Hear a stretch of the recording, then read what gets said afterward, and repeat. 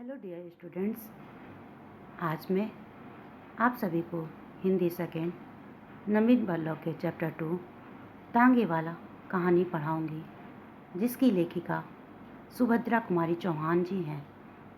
कहानी में बता दूं, कहानी में स्वतंत्रता संघर्ष के दरमियान किस तरह से पूरे देश में राष्ट्रप्रेम की भावना जन जन में प्रवाहित हो रही थी, एक उदाहरण के रूप में यह कहानी है। कहानी में एक ही पात्र है जो स्वयं सुभद्रा कुमारी चौहान है।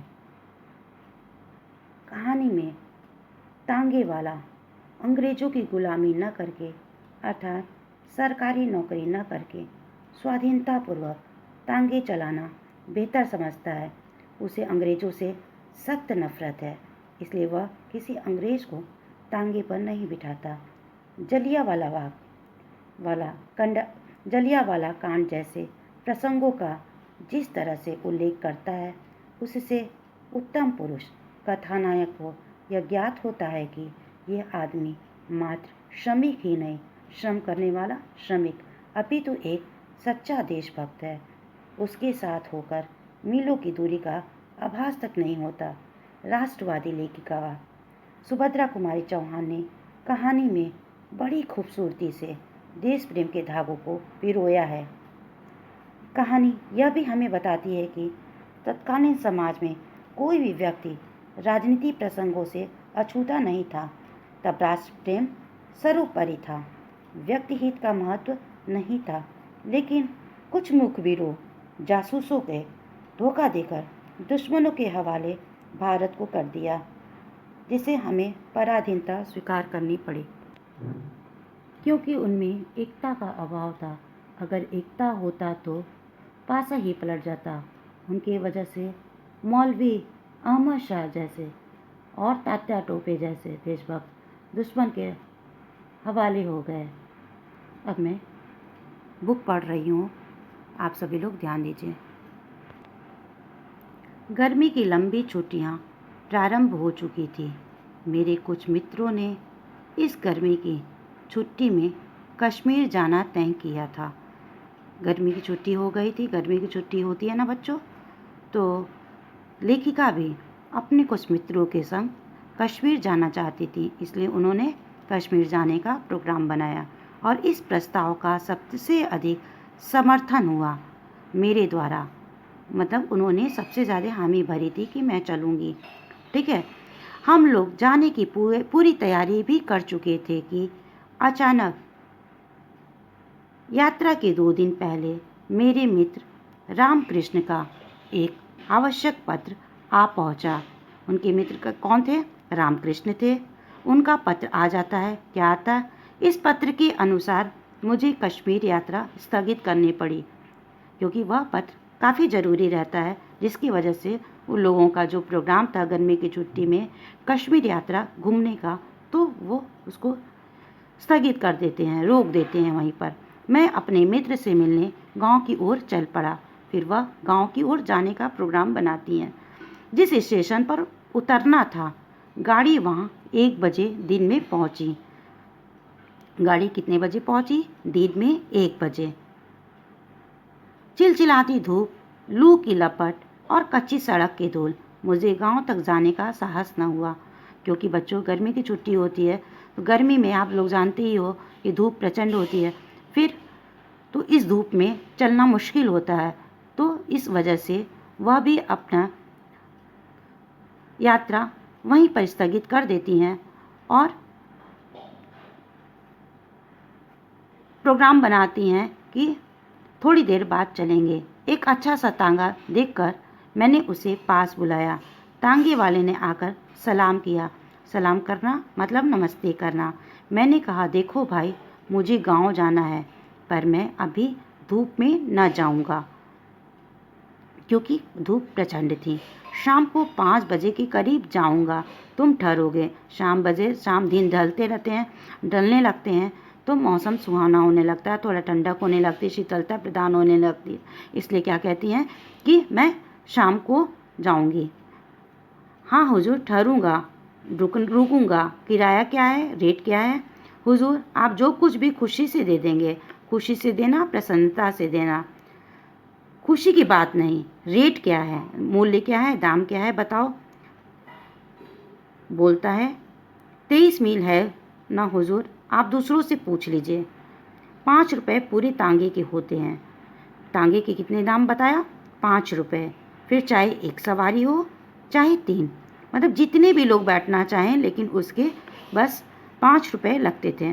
पर मैं इतना न दूंगा, बोलती हैं लेखिका, इसलिए तो मैंने कहा आप खुशी से जो कुछ दे दीजिएगा हुजूर। तो उन्होंने कहा कि मैंने तो पहले ही कह दिया था कि आप जो खुशी खुशी देंगी मैं उसको ले लूँगा। मैं उसे कुछ पैसे देकर वेटिंग रूम में चला गया। वेटिंग रूम में जाना, प्रतीक्षालय में, जहाँ जाने के लिए आप प्रोग्राम बनाए हो, थोड़ी देर आप विश्राम कर लो, आराम कर लो। शाम को 6 बजे हम लोग खा पी कर खाने पी का कुछ सामान साथ रखकर गांव की ओर रवाना हुए। स्टेशन की सीमा पार करते ही किसानों के साफ सुथरे लिपि पोते छोटे छोटे घर और हरे भरे खेत बड़े सुहावने जान पड़े।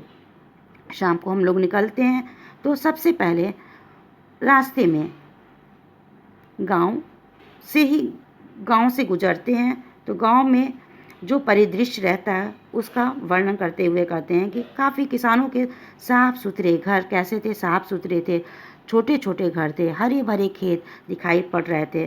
तो ऐसे में सब कुछ उन्हें बहुत ही अच्छा लगता था और शाम होने की वजह से ठंडक भी मालूम होती थी, धूप का एहसास नहीं हुआ।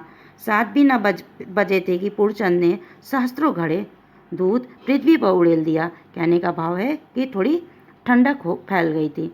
दिन की लू अब ठंडी हवा में परिवर्तित हो चुकी थी।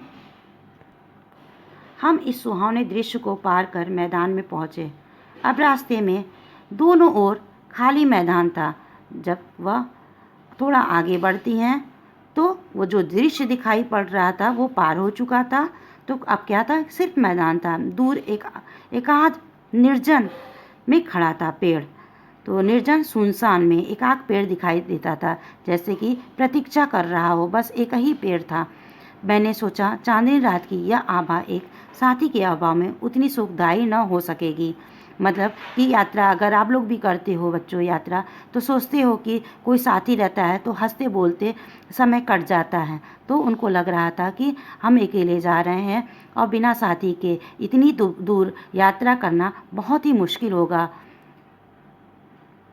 तो उन्होंने पूछा कि तांगे वाले से पूछा कितने मील आ चुके हैं हम लोग। तांगे वाला कुछ गुनगुना रहा था, मतलब धीमे धीमे कुछ गाना। उसने बताया अभी हुजूर कुल 7 मील तो आए हैं। और फिर जरा जोर से गा उठा, हम फिर से वतन अपना स्वाधीन बना लेंगे। उसके अंदर स्वाधीनता की भावना कूट कर भरी हुई थी। वह क्रांतिकारी नहीं था, फिर भी उसके अंदर स्वाधीनता की भावना थी। मैंने जरा सतर्क होकर तांगे वाले की ओर देखा। सतर्क होकर के खद्दर का कुर्ता, गांधी टोपी और उसके सिर पर थी खद्दर का कुर्ता, गांधी टोपी उसके सिर पर थी। मैंने सोचा इसीलिए तो यह स्वाधीनता के गीत गाता है। मैंने उससे पूछा कितने दिनों से तांगा हाँक रहे हो? उसने बताया हुजूर कोई 5 साल हुए। किसी की नौकरी करने से अच्छा है तबीयत हुई तो जोता, न तबीयत हुई तो बैठे रहे। किसी की ताबेदारी नहीं। ताबेदारी मतलब हुक्म होना, मतलब अपने मन के मालिक है। गुलामी अंग्रेज़ों की नहीं करना चाहता था, इसलिए अपने मन से वह खुशी खुशी तांगे चलाना ही बेहतर समझता था। अब मैं कुछ प्रश्नोत्तर बताऊंगी जिसको आप क्लास वर्क की कॉपी में करेंगे। प्रश्न दे रही हूँ। कहानी तांगे वाला किसने लिखा है? उत्तर है कहानी तांगे वाला की लेखिका सुभद्रा कुमारी चौहान जी हैं। सेकंड क्वेश्चन है 2 दिन पहले किस मित्र का पत्र आ पहुंचा? उत्तर है 2 दिन पहले उनके मित्र रामकृष्ण का एक आवश्यक पत्र आ पहुंचा। थर्ड क्वेश्चन है रामकृष्ण के पत्र के अनुसार कहानी के पात्र को क्या करना पड़ा? उत्तर है रामकृष्ण के पत्र के अनुसार कहानी के पात्र को कश्मीर यात्रा स्थगित करनी पड़ी। 4 क्वेश्चन है गाड़ी स्टेशन पर कितने बजे पहुंची? उत्तर है गाड़ी स्टेशन पर 1 बजे दिन में पहुंची। 5वां प्रश्न है तांगे वाले ने पूरे तांगे के कितने रुपए मांगे? तांगे वाले ने पूरे तांगे के 5 रुपए मांगे। फिर आपका है तांगे वाले का क्या नाम था? उत्तर है तांगे वाले का नाम रामदास था। जितना मैंने क्वेश्चन आंसर करवाया है उसका आप सभी लोग कॉपी में करोगे।